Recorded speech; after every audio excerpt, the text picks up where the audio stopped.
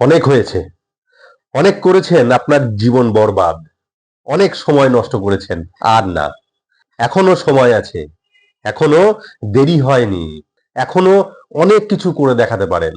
ইতিহাস রচনা করার সময় এখনো আছে। সফল হতে গেলে পাগলপন চাই। পাগল হয়ে যান আপনার গোলের ওপর, আপনার ফোকাসের ওপর, আপনার টার্গেটের ওপর। রিসেট, রিস্টার্ট আর রিফোকাস। আপনার জীবনে এই তিনটে নিয়মকে মেনে নিন। নমস্কার, আমি রোহন ঘটক। মোটিভেশনাল রোহন চ্যানেলের নতুন ভিডিওতে আপনাদের স্বাগত। আজকের ভিডিওটি ভালো লাগলে অবশ্যই একটা লাইক করবেন, শেয়ার করবেন সবার সাথে। আর চ্যানেলটিকে এখনো সাবস্ক্রাইব করা না থাকলে অবশ্যই সাবস্ক্রাইব করবেন। আপনার জীবনের এই তিনটি মেনে চলুন: রিসেট, রিস্টার্ট আর রিফোকাস। এখনো পর্যন্ত আপনার সাথে যা যা ঘটে গেছে সব রিসেট করে দিন। আর যা আপনি করতে চাইছেন আজ থেকেই রিস্টার্ট করুন। আর আপনার ফোকাসকে আপনার টার্গেটের উপর লাগান। আপনার পাগলপন বা ম্যাডনেসের আগুন জ্বালিয়ে রাখুন।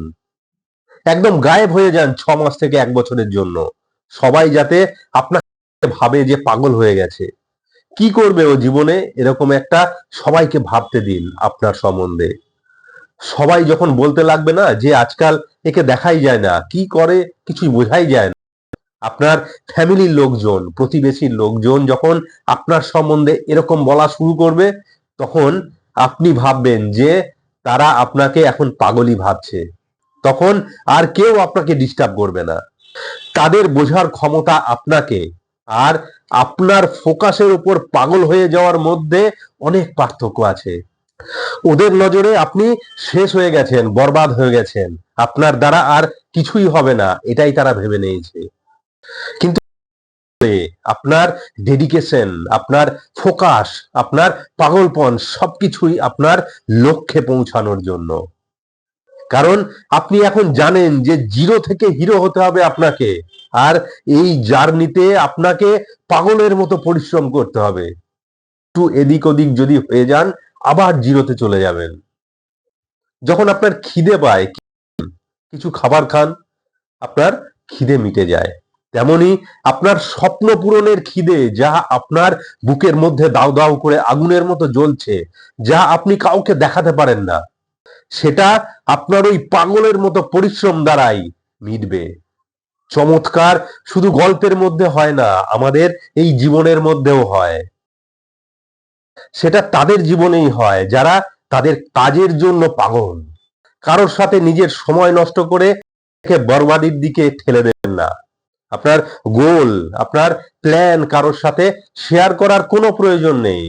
কিচ্ছু যায় আসে না আপনি কারোর সাথে মেলামেশা বন্ধ করলে। লোকে যাই বলুক তাতেও কিছু যায় আসে না। শুধু ফোকাস থেকে সরে যাবেন না। দুনিয়ায় সবাই রেডি হয়ে আছে আপনাকে ডিস্টার্ব করার জন্য, আপনাকে টেনে নিচে নামানোর জন্য। সব জায়গায় আপনাকে নেতা হয়ে ওঠার কোনো প্রয়োজন নেই। কখনো কখনো নিজেকে লুকিয়ে রাখুন। নিজেকে সবার সামনে তুলে ধরতে গিয়ে, আপনার প্রতি সবার অ্যাটেনশন পেতে গিয়ে অনেক সময় নষ্ট করতে হবে। যখন আপনি সফল হয়ে যাবেন, এমনি এমনি অ্যাটেনশন চলে আসবে সবার। দরকার নেই তো বেশি চালাক হওয়ার। কারণ চালাক লোক কখনো ইতিহাস রচনা করতে পারে না। চালাক লোকের মধ্যে জেদ কম থাকে। তারা চালাকির দ্বারা সবকিছু কুইকলি হাসিল করতে চায়। এই লোক জীবনে কোনোদিন কেউ ইতিহাস রচনা করতে পারেনি। মনের মধ্যে আগুন জ্বলে, আর বড় হবার জন্য, কোনো কিছু অ্যাচিভ করার জন্য যদি পাগলপন থাকে, তাহলে খবরের কাগজ বিক্রি করা ব্যক্তিও কালাম স্যার হতে পারে। একজন কেরানির কাজ করা লোক, পেট্রোল পাম্পে কাজ করা লোকও ধীরুভাই আম্বানি হতে পারে। একজন বিক্রেতাও নরেন্দ্র মোদী হতে পারে। যাদের কাজের ফোকাস কোনো জিনিসের সাথে কোনো লেনদেন থাকে না, কোনো শো আপ করার কখনো প্রয়োজন পড়ে না, সোশ্যাল মিডিয়ায় ফেমাস হবার কোনো প্রয়োজন পড়বে না। আপনার সম্বন্ধে কে কি বলল না বলল তাতে আপনার কিচ্ছু যায় আসে না। আপনার কাছে শুধু একটাই জিনিস ক্লিয়ার: শিখতে হবে, পরিশ্রম করতে হবে। যে অন্যের সাথে লড়াই করে যেতে সে শক্তিশালী, আর যে নিজের সাথে লড়াই করে যেতে সে মহাশক্তিশালী। আমরা প্রথম কোথায় হেরে যাই জানেন? নিজের কাছেই। নিজেই ভেবে নিই যে এটা আমার দ্বারা আর হবে না, এটা আমি পারবো না। সম্ভব নাকি এত বড় একটা বাড়ি তৈরি করা? সম্ভব নাকি যে এত একটা দামি গাড়ি কেনা? নিজের ওপর বিশ্বাস রাখুন আর পরিশ্রম করতে থাকুন লাগাতার। বারবার ব্যর্থ হবেন, থামবেন না কখনো। পড়বেন, উঠবেন, আবার দৌড়াবেন, আবার পড়বেন, উঠবেন, আবার দৌড়ানো শুরু করবেন আপনার লক্ষ্যে না পৌঁছানো পর্যন্ত। কারোর সামনে নিজেকে ভালো দেখানোর বা ভালো প্রমাণ করার কোনো প্রয়োজন নেই। ধরুন, ধৈর্য রাখুন, স্মার্ট ওয়ার্ক, সময় আসতে দিন। যখন আপনি আপনার জীবনে সংগ্রাম করছেন, কাউকে পাশে পাবেন না, দরকারও নেই। নিজের ওপর ভরসা রাখুন আর এগিয়ে যেতে থাকুন। সকলের শান্তি পাবেন যখন আপনি সফল হবেন, তখন সবাই আপনাকে ঘিরে থাকবে। আরে আপনি আপনার জন্য চেষ্টা তো করুন, মনের মধ্যে আগুনকে জ্বালিয়ে তো রাখুন। আপনার দ্বারা হবে না এটা কেন ভাবছেন? আপনার দ্বারাই হবে, আপনিই পারবেন। আপনার কমজোরির উপর হাইলাইট না করে আপনি কোন জিনিসে পারদর্শী সেটার উপর হাইলাইট করুন। সচিন টেন্ডুলকারকে ক্রিকেট দুনিয়ার ভগবান মানা হয়।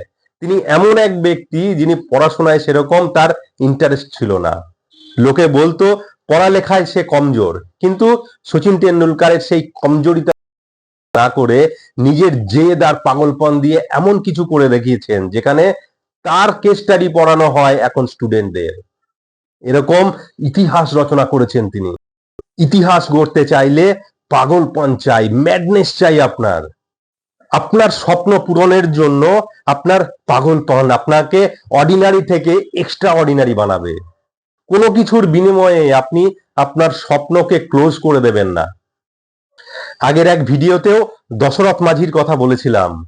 পাহাড়ের বুক চিরে পাহাড় কেটে রাস্তা বানানোর পাগলপন ছিল, সেই জেদ ছিল তার মনের মধ্যে। আর সেই পাগলপন আর জেদের সামনে পাহাড়কেও ঝুঁকতে হয়েছে।